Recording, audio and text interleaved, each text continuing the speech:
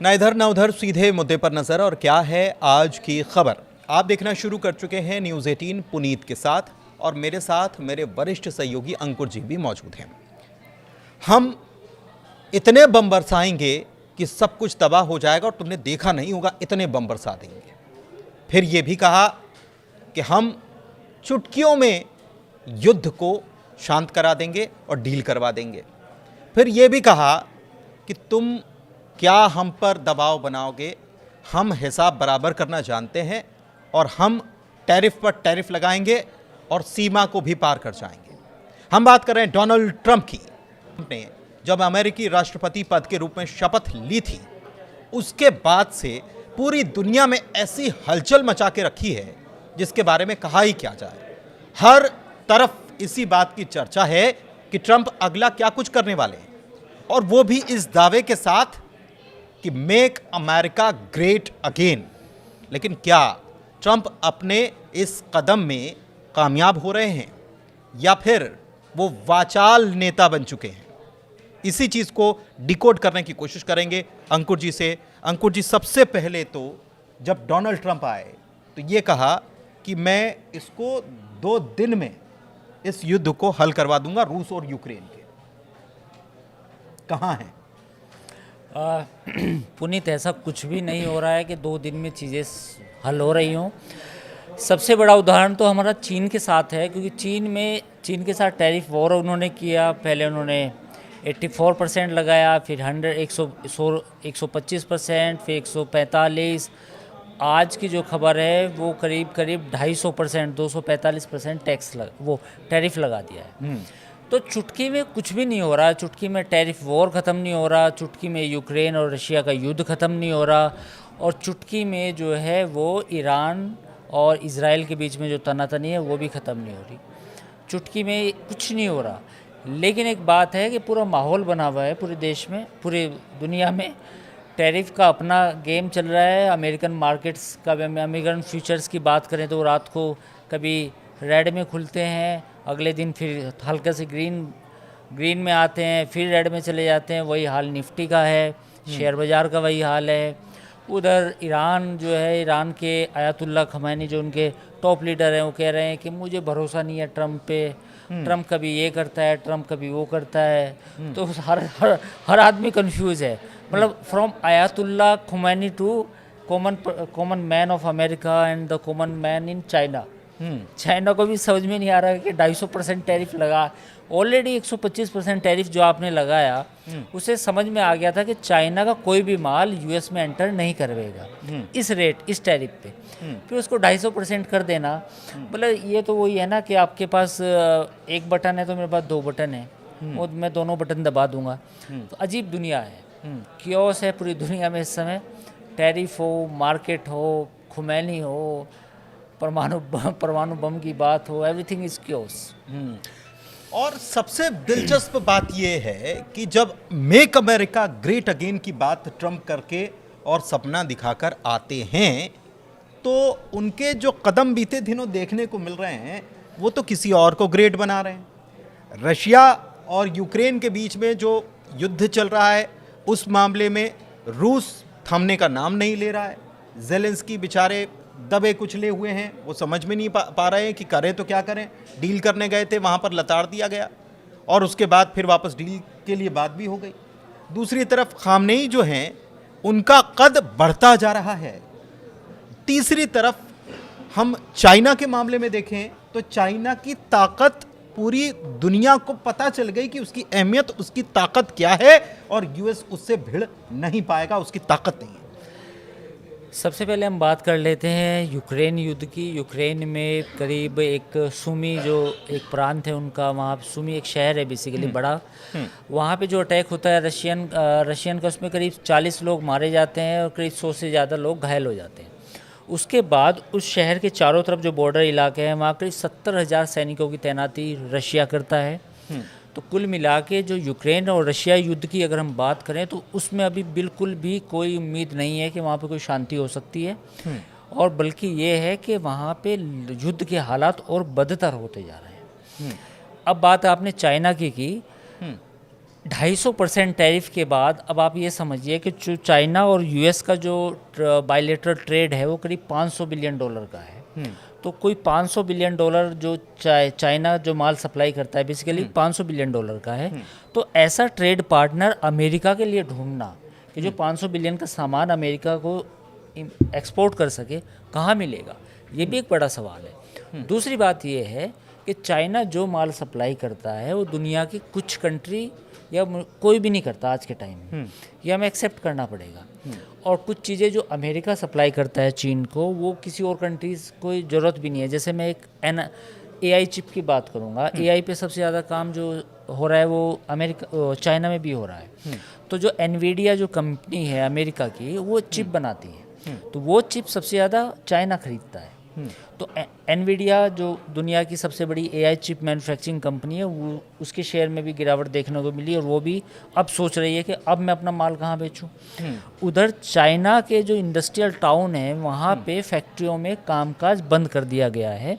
वहाँ वर्कर्स को बोला गया है कि आप 15-20 दिन की छुट्टी लीजिए, अपने घर जाइए, और 15-20 दिन के बाद चाइना में फैक्ट्री खुलेंगी। चाइना से जो ट्रांस पैसिफिक रूट से जो माल पूरा सप्लाई होता था अमेरिकन कोस्ट को, जो अमेरिका के जो बंदरगाह थे, वो सारा माल अब बंद हो चुका है लगभग।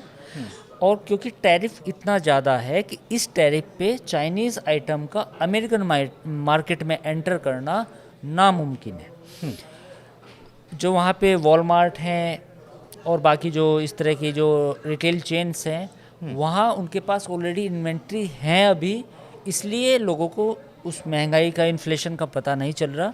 लेकिन अगले 1 या 2 महीने में वो इन्वेंट्री भी ख़त्म हो सकती है।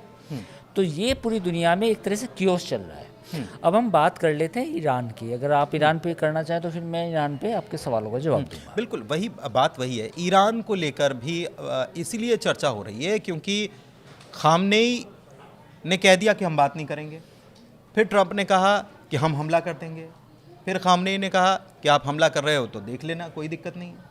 फिर ट्रंप ने कहा कि हम बात करना चाहते हैं, फिर खामनेई ने कहा कि हम बातचीत सीधे नहीं करेंगे। ट्रंप ने कहा कि हम तो बातचीत सीधे ही करेंगे। फिर बाद में ट्रंप ने कहा कि ठीक है, ऐसे भी बातचीत कर लेंगे जैसे आप चाहते हो। ये क्या हो रहा है? देखिए, ये 19 तारीख को सैटरडे को फिर से ईरान के बीच में और अमेरिका के बीच में बातचीत होने वाली है। इस बातचीत में ये पता चलेगा कि आगे बातचीत फिर दूसरे चरण के बाद कहीं बढ़ेगी या घटेगी। एक चरण की बातचीत ऑलरेडी हो चुकी है, फर्स्ट फेज जो है बातचीत का वो हो चुका है। लेकिन इस बातचीत से पहले ईरान के जो टॉप लीडर हैं खामनेई, उनका बयान भी आया जिसमें उन्होंने कहा कि अमेरिका पे भरोसा नहीं किया जा सकता, नंबर 1। दूसरा, ईरान के विदेश मंत्री रशिया भी गए, वहाँ भी उन्होंने बात की कि भाई अब क्या करना है। तीसरा, अमेरिका का जो थिंक टैंक है, यानी कि जो डीप स्टेट है, वो ये कहता है कि जो पहले हम इजाज़त देते थे आपको 3.5% यूरेनियम बनाने की, हम अब वो भी नहीं देना चाहते। निकी हेली जो वहाँ पे एक रिपब्लिकन की टॉप लीडर हैं, one of the top leader हैं, हालांकि भारतीय ओरिजिन की हैं, उन्होंने साफ तौर पे एक्स पे लिखा कि हम नहीं चाहते कि वो 1% भी यूरेनियम बनाए ईरान, और ईरान के पास कोई परमाणु बम ना हो, ये हमारी मांग है। इस मांग के अलावा हमें कुछ मंजूर नहीं है। ट्रंप भी यही चाहते हैं। जिन्हें ये मुगालता हो कि ट्रंप ऐसा नहीं चाहते, इजाज़त दे देंगे कुछ प्रतिबंधों के साथ, नहीं। इस बार का जो ट्रंप एडमिनिस्ट्रेशन है और जो इजराइल है, they want full डिसआर्मामेंट of Iran, यानी कि वो पूरी तरह से मुतमईन होना चाहते हैं कि ईरान के पास किसी भी तरह के परमाणु हथियार ना हो। तो ये चीज़ क्लैरिटी है। अब देखना होगा कि जो शनिवार को जो बातचीत होगी ईरान और अमेरिका के बीच में, क्या उसमें कुछ ऐसा सहमति बन पाती है या नहीं। उम्मीद इस बात की है कि स्टैंड ऑफ कायम रहेगा। लेकिन जिस तरीके से ट्रंप आ करके और कह रहे थे कि मैं ये कर दूंगा, मैं वो कर दूंगा, दुनिया में तहलका तो उन्होंने मचा दिया, परंतु वो तहलका किस काम आ रहा है? अमेरिका को ग्रेट बना रहा है, नहीं बना रहा है? ट्रंप ने हार्वर्ड यूनिवर्सिटी को एक लेटर लिखा जिसमें कहा कि आप या तो अपना सिस्टम चेंज कीजिए, वरना हम जो फेडरल ग्रांट है आपको जो हर साल देते हैं वो बंद कर देंगे। तो उसके जवाब में जो वहाँ के चांसलर थे, उन्होंने एक लंबा चौड़ा एक लेटर लिखा है ट्रम्प को, जिसमें उन्होंने कहा है कि हार्वर्ड यूनिवर्सिटी ने अमेरिका को 8 राष्ट्रपति दिए हैं और जो अमेरिका की ओपन सोसाइटी है और जो अमेरिकन जो संविधान है, जो उसके नियम हैं, हम उन्हीं नियमों का पालन करते हुए आज देश की तरक्की में हिस्सा देते रहे हैं। और आप पैसे दें ना दें, हम जो जिन वैल्यूज़ को समाज में जो वैल्यूज़ को हम शिक्षा देते रहे हैं, हम उनको ही देते रहेंगे। तो ट्रम्प के आगे ये बेसिकली जो वहाँ की शैक्षणिक संस्थाएं हैं, एजुकेशन इंस्टीट्यूशंस हैं, उनके साथ ट्रम्प का टकराव हो रहा है। उस टकराव की कड़ी में हार्वर्ड यूनिवर्सिटी जो सबसे पुरानी यूनिवर्सिटी है, वन ऑफ द पूरी दुनिया की पुरानी यूनिवर्सिटी में से एक है, जो आधुनिक है, मॉडर्न यूनिवर्सिटी की मैं बात कर रहा हूँ, तो उसके साथ भी ट्रम्प का टकराव है। इसके अलावा अमेरिका के बहुत सारे जजेस हैं, सिविल सोसाइटी के मेंबर हैं, वो लेटर लिख चुके हैं अमेरिकन कांग्रेस को कि जो आज़ादी है, जो लोगों के अंदर एक डर पैदा किया जा रहा है अमेरिका में, और जो लोगों की आम लोगों की आज़ादी है, जो अमेरिकन कॉन्स्टिट्यूशन उनको इजाज़त देता है, ट्रम्प की नीतियाँ उनके भी खिलाफ है। यानी कि ट्रम्प ऐसा कुछ कर रहे हैं जिससे अमेरिकन कॉन्स्टिट्यूशन का भी उल्लंघन हो रहा है। तो ये तमाम चीज़ें अमेरिका में भी हो रही हैं। मतलब टैरिफ अपनी जगह है, दुनिया के साथ जो ट्रेड वॉर चल रही है वो अलग है मसला। जो घरेलू मोर्चे की अगर हम बात करें तो घरेलू मोर्चे पर भी ट्रम्प को तमाम तरह का टकराव का सामना करना पड़ रहा है, क्योंकि ट्रम्प की नीतियाँ ऐसी हैं कि जो सिविल लिबर्टी वाले लोग हैं, जो चाहते हैं कि जो पहले जैसी चीज़ें चलें, या डेमोक्रेट्स भी, कुछ डेमोक्रेट सपोर्टर भी हैं उसमें, तो उनके साथ ट्रम्प का टकराव है। लेकिन उसमें ये टकराव हो रहा है, लेकिन ट्रम्प के फैसलों में इन टकराव की वजह से कोई बदलाव तो देखने को नहीं मिल रहा है। देखिए, अभी जो बात है, अभी जो ये मान के चलो, ट्रेड वॉर की अगर मैं बात करूं टैरिफ पे, तो जो टेस्ला को जो माल सप्लाई होता था वो भी चाइना से आता था। तो टेस्ला के 2 मॉडल हैं, वो उसको मॉडल की जो डिलीवरी है उसमें डिले हो गया है इस टैरिफ वॉर के चक्कर में। तो मुझे लगता है कि बदलाव अभी तो नहीं आएगा। अभी तो ट्रम्प बिल्कुल, आप 250% टैक्स लगा के, टैरिफ लगा के चाइनीज़ गुड्स पे, तो इसके बाद तो मतलब कुछ बातचीत ही हो सकती है कि भैया तुमने 135 लगाया तो मैंने 250 लगा दिया, या तो मेरे साथ नेगोशिएट कर लो, डील कर लो, तो बात होगी। तो अब यही रास्ता बचता है। कुछ लोग पहले ही कह रहे थे कि अगर मैं आपकी कनपट्टी पर बंदूक रख दूँ कि कहूँ कि ये काम करो, तो आप कह देंगे नहीं। अगर मैं आपको मार पिटाई करूं और आपको कहूं कि ये काम करोगे, तो आप कहेंगे कि शायद ना भी करें। लेकिन अगर मैं आपकी कनपट्टी पे बंदूक रख दूं और कहूं कि ये काम कीजिए, तो हो सकता है कि आप वो काम कर दें। तो डर इतना दिखाया जा रहा है पूरी दुनिया को, इतना डर दिखाया जा रहा है, चाहे वो टैरिफ हो, चाहे वो कोई भी नेगोशिएशन हो, तो सारी दुनिया अब इसी तरफ सोच रही है कि चलो टैरिफ 250% हो गया, चलो बातचीत कर लेते हैं। चलो ईरान के परमाणु कार्यक्रम पे अगर बातचीत नहीं बनी तो बातचीत कर लेते हैं। तो ये कियोस जो पूरी दुनिया में है, ट्रम्प, इससे मुझे लगता है कि ट्रम्प फिनोमेना है। मतलब ट्रम्प ऐसे ही काम करते हैं। लेकिन अमेरिका की नीतियां क्या ऐसे काम करती हैं? क्योंकि अमेरिका जिस तरीके से दुनिया का अपने आप को मुखिया बताने की कोशिश करता है, और कई मामलों में हम मानना चाहिए कि है भी, तो वो अपने फैसलों से दूसरे देशों को प्रभावित करता है कहीं ना कहीं दबाव बनाकर। लेकिन फैसलों से ज़्यादा बयानबाजी ट्रम्प की ज़्यादा चर्चाओं में है, क्योंकि फैसले तो वो लेते हैं और फिर पलट जाते हैं। 90 दिनों का लगा देते हैं, पहले लगा देते हैं, फिर पलट जाते हैं, नहीं बाद में 90 दिनों की छूट दे दी। मैक्सिको के लिए ऐसा ही करते हैं, कनाडा के लिए ऐसा करते हैं, ग्रीनलैंड के लिए बोलने लग जाते हैं कि भाई ये तो हमारा हिस्सा है। तो ये जब वो कहते हैं तो वो क्या हैवॉक क्रिएट करना चाह रहे हैं? देखिए, कनाडा के बारे में जब उन्होंने कहा कि कनाडा अमेरिका का 51 स्टेट है, 52 स्टेट है, तो उसके बाद कनाडा में बहुत सारे सर्वे हुए जिसमें उन्होंने करीब 67% कैनेडियंस ने ऐसा माना। मैं सर्वे का नाम भूल गया, इसलिए नाम नहीं ले पा रहा हूँ, अपने दर्शकों में माफ़ी चाहूँगा, जिसमें कनाडा के 67% लोगों ने कहा कि अमेरिका हमारा दुश्मन है। आप बताइए। इसके बाद ग्रीनलैंड को जिस तरह उन्होंने धमकी दी कि ग्रीनलैंड जो है वो अमेरिका का हिस्सा है, तो उसके बाद ग्रीनलैंड के जो लोग थे वो परेशान हो गए। उन्होंने कहा ये क्या बात होगी।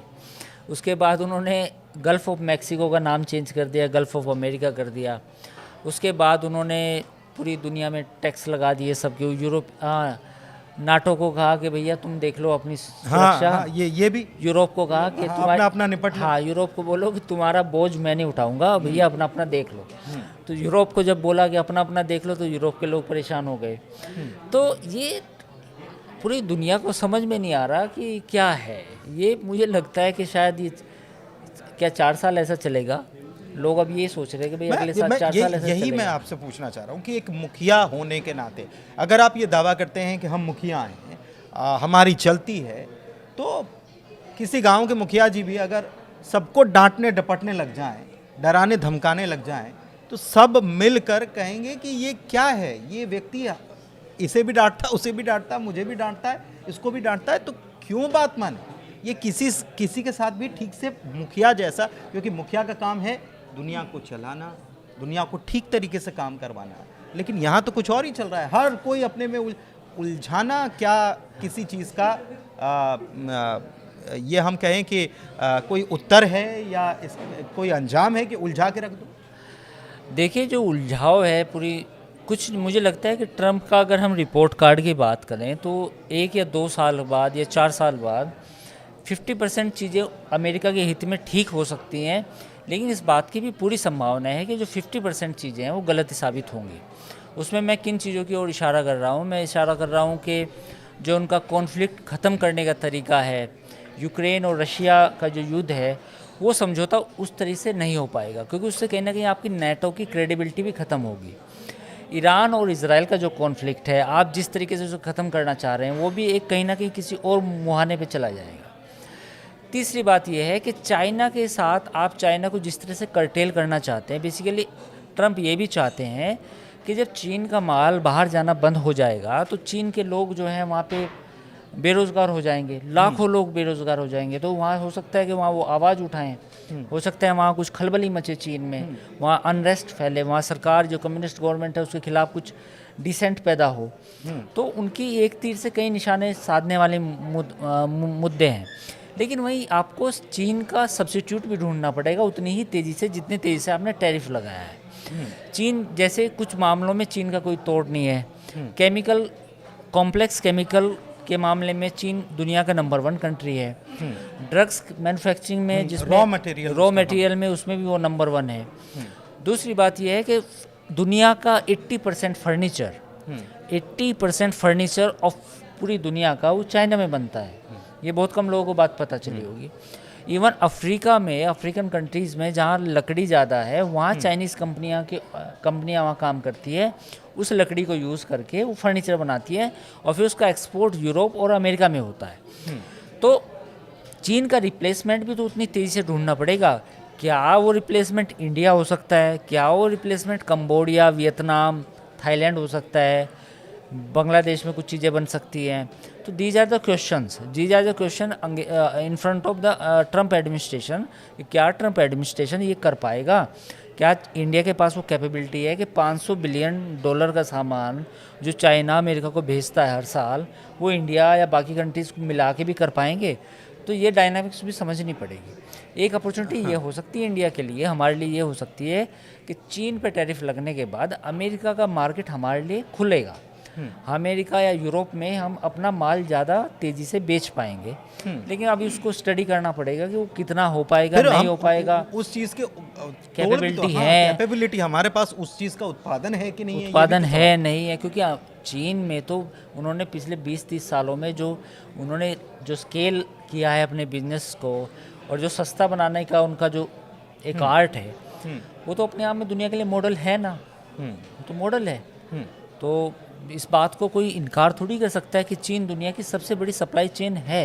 We have to accept it. तब भी ये जो डिसीजन, जैसे हम इज़राइल और हमास के बीच की कॉन्फ्लिक्ट की बात करें, उन्होंने पहले सीज़ फायर करवा दिया और कह दिया कि देखो मैंने सीज़ फायर करवा दिया, देखो मैंने ब्लैक सी में करवा दिया, मामला शांत करा दिया, मैंने कह दिया कि इनकी फैसिलिटीज़ को रूस और यूक्रेन आपस में एक दूसरे की फैसिलिटीज़ को टारगेट नहीं करेंगे, ये करवा दिया। जब ये वो करवाने की बात करते हैं या कहते हैं कि मैंने ये करवा दिया, उसके बाद नतीजे तो आ नहीं रहे ना। और ये नतीजे जब नहीं आते हैं तो मेरा सीधा सवाल ये है कि अभी मौजूदा दौर में ट्रम्प का कद घट रहा है या बढ़ रहा है इसके? नहीं, अगर अप्रूवल रेटिंग्स की बात की जाए तो ट्रम्प इस समय दबाव में है, दबाव में अपने कंट्री में भी हैं, क्योंकि जो वो रेडिकल चेंजेस करना चाहते हैं वहाँ अमेरिकन सोसाइटी में, उसमें भी वहाँ पे रेजिस्टेंस फेस कर रहे हैं पूरी। बाकी अगर रशिया की जैसे युद्ध की बात की तो जो कल अटैक हुआ, रशिया ने जो अटैक किया यूक्रेन पे, यूक्रेन ने पलट के जो उनका एक कमांड सेंटर था उस पर अटैक किया। तो यूक्रेन ने ये दावा किया हमने इनके करीब 150-200 ड्रोन मार गिराए और 200 मिसाइलें नष्ट कर दी, ये कर दिया, 1000 सैनिक मारे गए, ये यूक्रेन का दावा है। तो लड़ाई तो दोनों में चल रही है, कहाँ रुकी है? उधर ईरान कहाँ की बात मान रहा है? दबाव में तो ईरान भी नहीं आया। इजराइल ने ईरान पे अटैक कर लिया, हमास हार गया एक तरीके से, या हिजबुल्ला ख़त्म हो गया, यहूदी पे आपने अटैक कर लिया। तो उसके बाद ईरान के साथ कहाँ कुछ बात हुई? मतलब बात ही कर रहे हैं आप, सॉल्यूशन तो कुछ नहीं निकला। ईरान ने कहाँ आपकी बात मानी? वो तो अभी भी नहीं बात मान रहा आपकी। वही कि तो हो क्या रहा है? जब आप किसी कुल को मिला के धमकाते आपने हैं, चीज़ें तो मतलब आप कहते हो कि ऐसा ऐसा होगा, ऐसा होना ही हो रहा। नहीं तो आपने वही कहा ना कि कनपटी पे बंदूक रख कर कि ये काम करना होगा, आप धमकाएं और कोई ना धमके और फिर उससे कहें कि आओ मेज़ पर बैठकर बात करते हैं, तो इसका मतलब तो ये है कि आप सामने वाले की ताकत को महसूस कर रहे हैं कि ये नहीं बात मान रहा है तो क्यों नहीं मान रहा है, उसकी ताकत को समझ भी रहे हैं। ट्रम्प ये कर रहे हैं कि इसमें मुझे लगता है कि सबसे बड़ा रेजिस्टेंस जो अमेरिका को जवाब दिया है वो चीन ने दिया है इकोनॉमिकली।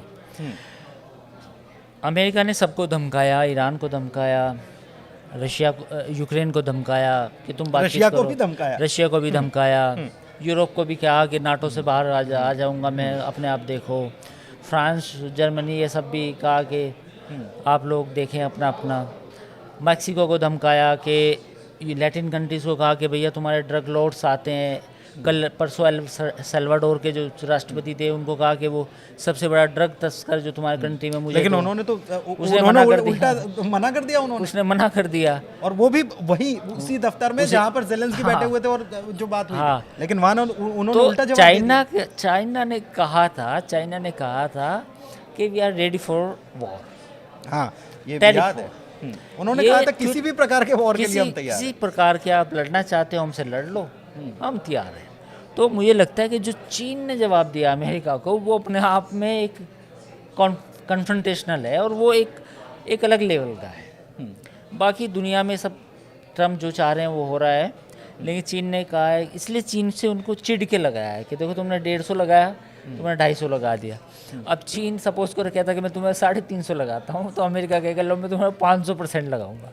तो ये बस हवा में चल रहा है। ये तो हवा में, ये तो 1000 लगा तो क्या है दिक्कत? ये तो जब 125 बिजनेस होगा ही नहीं, होगा ही आप नहीं। कितना भी लगा लो, कितना भी लगा लो, आप 500 लगा लो, 600% लगा लो, क्या होने वाला उससे? कुछ नहीं होने वाला, कुछ नहीं होने वाला। ये दिलचस्प बात ये है कि इस पूरी चर्चा का निचोड़ जो है वो सर के आखिरी शब्दों में है कि कुछ नहीं होने वाला, कुछ नहीं होने वाला। एक चीज़ और मैं बताऊं कि जितने भी कंट्रीज़ के साथ ट्रेड वॉर ये चालू हुआ है, लास्ट में आके उन्हें नेगोशिएट करना पड़ेगा अमेरिका से बायलैटरल एग्रीमेंट्स बनेंगे, बातचीत होगी और फिर अमेरिका उससे फ़ायदा उठाएगा। ये ट्रम्प ने किताब लिखी थी डील के ऊपर कि हाउ टू डू नाम में भूल गया एग्जैक्ट, कि डील कैसे करें। ये डोनाल्ड ट्रम्प की एक बुक है, तो ये उसी लाइन पे है। बेसिकली ये डील करना चाहते हैं, पहले धमकाते हैं। ये जब अब डोनाल्ड ट्रम्प के बारे में हम बात करते हैं कि डोनाल्ड ट्रम्प एक बिजनेसमैन है, वो बहुत अच्छे से जानते हैं कि बिजनेस कैसे किया जाता है, लेकिन वो एक देश के अगर राष्ट्रपति हैं तो राष्ट्रपति को क्या बिजनेसमैन होना चाहिए? क्योंकि वहाँ केवल धंधे की या बिजनेस की बात नहीं, राष्ट्र हितों की बातें भी, क्योंकि जब जिनसे आप डील कर रहे हैं वहाँ राष्ट्र हितों की बातें महत्वपूर्ण हो जाती हैं। ये देखिए, ये जो आपने सवाल पूछा इसका जवाब ये है कि डोनाल्ड ट्रम्प पहले एक बिजनेसमैन थे, फिर उसके बाद वो राष्ट्रपति बने। डोनाल्ड ट्रम्प ने रियल एस्टेट में काफ़ी पैसा बनाया, सब जानते हैं, खरबपति आदमी हैं। इमिग्रेंट्स हैं उनके दादा, यानी कि जो उनके पिता थे वो भी यूरोप से ही आए थे, यूरोप एंसेस्ट्री है उनकी। तो आप इसे एक्सेप्ट करें ना करें पर वो जीत के आए हैं। आप इस चीज़ जेलेंस्की को जिस तरह धमकाया, तो कुछ लोगों ने कहा कि ये अमेरिकन एटिकेट्स नहीं है कि वाइट हाउस में आप बुला के किसी कंट्री के लोगों को कहो कि how you dressed up today, तुमने कैसी ड्रेस पहनी है, wow you are looking great. तो मतलब उसका मजाक उड़ाया गेट पे, जब वो बंदा अंदर आ रहा था, यानी कि जेलेंस्की जब गेट पे आ रहे थे, तो वो जो टी शर्ट पहने जैसे मैंने आज पहनी है, ऐसी मेरे जैसे आप मेरे मजाक उड़ाने लगे कि आज आपने क्या पहना है, तो डोनाल्ड ट्रंप ने यही मजाक उड़ ली कि भैया आज क्या पहन के आगे देखो तुम मेरे वाइट हाउस में। तो ये एटिकेट्स नहीं थे कभी, डिप्लोमेसी अमेरिका में ऐसा नहीं रहा है। एक चर्चा बहुत आम है पुनीत, कि जब महात्मा गांधी का जो किंग जो ब्रिटेन के जो राजा थे उनसे मिलने गए, नहीं ब्रिटेन की जो महारानी थी उनसे मिलने गए, तो उनको कहा गया कि you have to carry the suit, you have to carry the suit और समथिंग लाइक दैट। तो उन्होंने कहा कि मैंने जितने कपड़े पहने हैं ये पर्याप्त हैं, और इससे ज़्यादा आपके राजा ने और महारानी ने पहनी हुई, और मेरे भारत में ये स्थिति है। उन्होंने बताई भी थी कि वहाँ उतने भी ऐसे नहीं होते। तो उन्होंने कहा कि ठीक है, मैं मेरे कंट्री में अभी यही हालात हैं, मैंने इतने पहने हैं, आपकी कंट्री में अच्छे हालात हैं, हमें ज़्यादा पहने और ज़्यादा पहन लीजिए। मतलब कुल मिला के ये बात है। तो वही बात है कि ट्रम्प जो उन्होंने किताब लिखी थी आज से 40-50 साल पहले, डील कैसे करें, जब वो रियल एस्टेट के धंधे में थे, तो वो डील ही करने आए हैं। उसमें जो टैरिफ है ये डील होगी, लास्ट में टैरिफ वॉर चलेगा, फिर बाद में बातचीत होगी, चीन घुटनों पे आएगा नहीं आएगा देखने वाला होगा, या अमेरिका ही घुटनों पे आ जाएगा, किसकी हार होगी किसकी जीत होगी, फिर फाइनली डील होगी। भारत के साथ क्या हुआ, 45% लगा के चुप हो गए। उन्हें पता है कि $52 बिलियन का बीच में ट्रेड डेफिसिट है। ये डेफिसिट कैसे पूरा हो सकता है, ये डेफिसिट ऐसे पूरा हो सकता है कि आने वाले समय में जो डिफेंस डील होनी है भारत के साथ, वो डिफेंस डील अमेरिका के साथ हो जाए। ट्रम्प ये चाहते हैं, और जो ट्रेड का जो डेफिसिट है वो पूरा हो जाए। ठीक है, तो ऐसे ऐसे करके ही वो हर कंट्री के साथ करेंगे। 100 दिन कंप्लीट होने वाले हैं उनके। हाँ, तो वो कहते ही हैं कि देखो मेरे आने के बाद ये हुआ, देखो मेरे आने के बाद ये हुआ, देखो मेरे आने के बाद ये, तो वो हर प्रेस कॉन्फ्रेंस में बताते ही हैं कि मैं अब ये करने जा रहा हूँ, मैं अब ये करने जा रहा हूँ, मैं ये साइन करने जा रहा हूँ, मैं ये करने जा रहा हूँ, तो वो तो बताते ही हैं। एक चीज़ दिलचस्प और है, चलते चलते बहुत शॉर्ट में, कि ट्रम्प को खबर बहुत सारी एजेंसियां, जो न्यूज़ एजेंसियां जो हैं, उनको कवर अब नहीं कर पाएंगी। उसके ऊपर कुछ ये कह दिया गया है कि कुछ एक लोग ही उनको कवर कर पाएंगे। ये सब चीज़ें ट्रम्प करते हैं, तो क्या संदेश देना चाहते हैं, क्या बताना चाहते हैं? देखिए, ट्रम्प जो अमेरिका में जैसे राइटर्स और एपी वगैरह भी उनको कवर नहीं कर पाएंगे। CNN और एपी के साथ उनकी लड़ाई है। CNN और मतलब उनको वो खुद ही बोलते हैं, मतलब हमारे हिसाब से खबरें नहीं आएंगी, तो खबर नहीं आएंगे, यू आर नॉट। अब आप देखिए मीडिया की स्थिति, दुनिया के सबसे पुरानी डेमोक्रेसी में ये हालात हैं। बाकी आप पाकिस्तान, बांग्लादेश, इंडिया, किसी और कंट्री की क्या ही बात करें। ठीक है, तो कुल मिलाकर हमने 100 दिन जो होने वाले हैं ट्रम्प के, उसके पहले कुछ थोड़ा बहुत एनालिसिस किया, समझा कि चीज़ों को कैसे ट्रम्प कहाँ ले जाने की कोशिश कर रहे हैं, और वो अभी तक उन्होंने जो किया है उसके बाद वो किस मुहाने पर खड़े हैं, या किस ऊंचाई पर पहुँचे हैं, या ऊंचाई पर पहुँचे हैं भी कि नहीं पहुँचे हैं।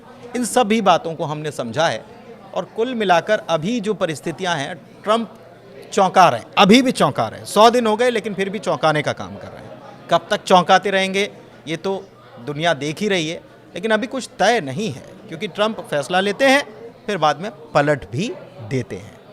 खैर, चर्चा को यहीं विराम देते हैं। आपको ये चर्चा कैसी लगी ज़रूर कमेंट के ज़रिए बताइएगा। हमारे चैनल को लाइक कीजिए, चैनल सब्सक्राइब कीजिए। धन्यवाद।